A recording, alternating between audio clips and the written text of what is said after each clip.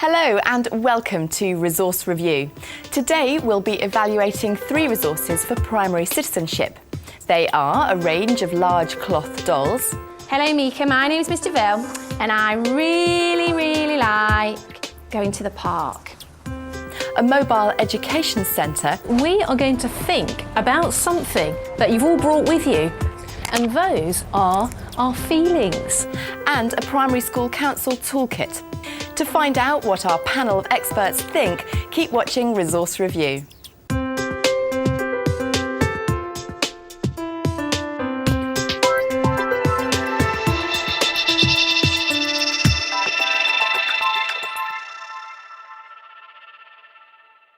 Recommending today's resources is Mandy Davies, Primary PSHE Advisor to Staffordshire Education Service.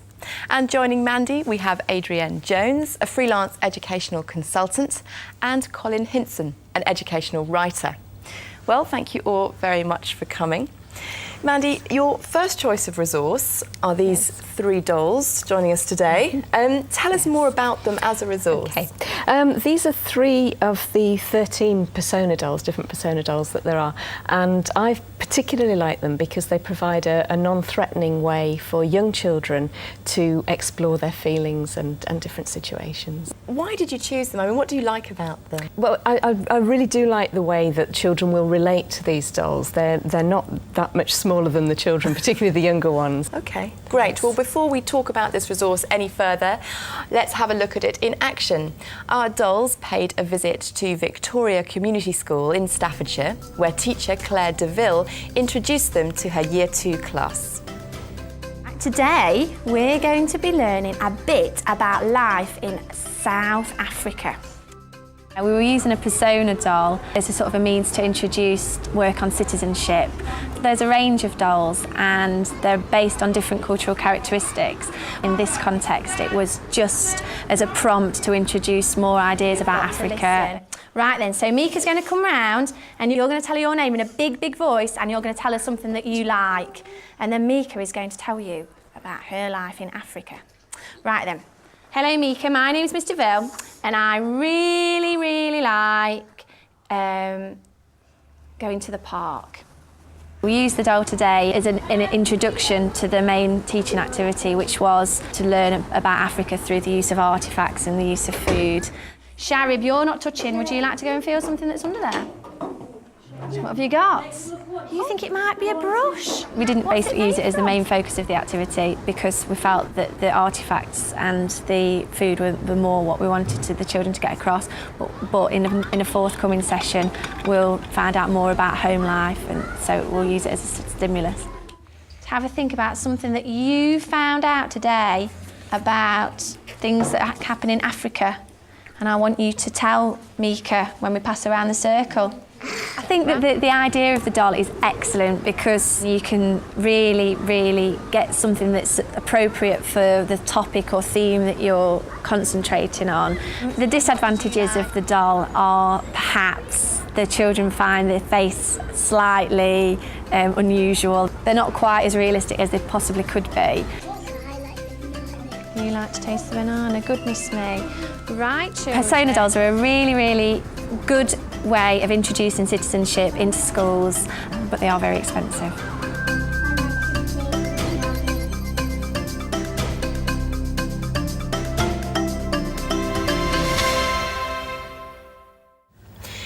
Well, Mandy, the dolls did seem popular with the pupils. There's a wide range of dolls available, sort of representing all parts of the globe. How important is it that primary pupils get this sense of being a global citizen? It's really important for them. The children themselves are coming from a very wide range of backgrounds themselves, and it's really good for them to be able to explore that further. Okay. Thank you.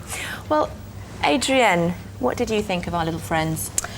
Well, my friend here wants to tell a story about how whenever it's time to clear up after we've been doing messy activities, he always goes to a corner and doesn't join in.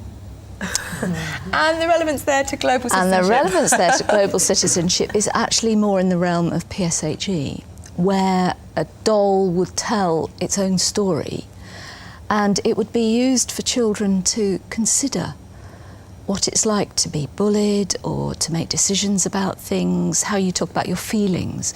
So it can be used, or they can be used for personal reasons, to actually get children talking. Colin, what do you think? Well, I've been looking forward to doing this ever since I saw him, because there's a lovely character here.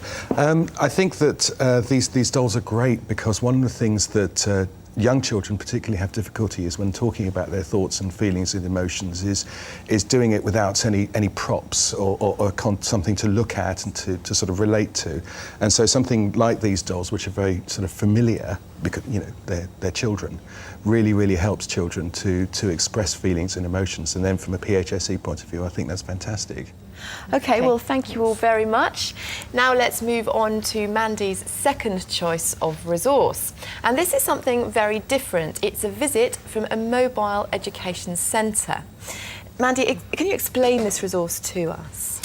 The Life Education Centre is a mobile classroom which actually visits the children in their own schools, and it covers a range of topics, so from reception, nursery reception, right through to the end of Key Stage 2. It looks at feelings, healthy eating, and then links into the citizenship agenda as well. Is this something that you would bring into school for half a day or for one lesson, or how would it work? Depending on the size of the school, the caravan may visit for half a day, 1 day usually, or maybe up to a week. Okay. Thank you very much. Well, when one of these mobile classrooms visited St Edward's School in London, we tagged along to see how teacher Hannah Lister and her class got on with it. Today, my class went to see the Life Education bus.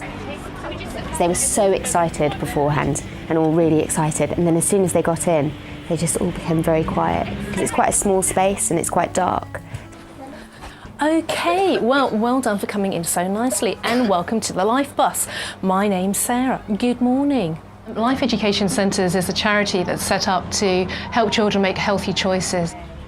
We are going to think about something that you've all brought with you, and those are our feelings. Okay, now you were feeling really excited. Different areas in the country will have a mobile classroom, maybe 2, maybe even 3, and they'll visit a school on an annual basis, and the children will come in and do different programmes. They'd like to come up and find Tam's lungs.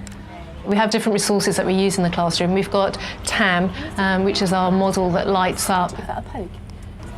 We have stars that come out with the younger children to emphasise the importance of sleep for when they're growing. So can you reach a hand up to the stars? We use the television DVD a lot to show dramas, and we watch them unfold bit by bit and discuss them as they go along. And we also have Harold, our hand puppet, who's the national mascot of the charity, and he comes out to introduce difficult subjects to younger children. Harold says that just before he came out to say hello, he was about to take some of Jocko's cough medicine. Do you think it's a good idea for Harold to take some of Jocko's cough medicine? So really it's to do with feelings and looking after our own personal needs and emotional intelligence. 1, 2, 3. The main message be, if you've got a problem, tell a grown-up that you trust about it and they can help you sort it out. Do you think there's anything that Harold could drink that would make him... I think the mobile classroom is really well designed. The only thing is it's just quite small. I think that just by being in a different environment, it just makes it so memorable. So when they do come up with a situation in the playground that they are uncomfortable with, they hopefully will then think back to that role play and be able to use that. So it's brilliant.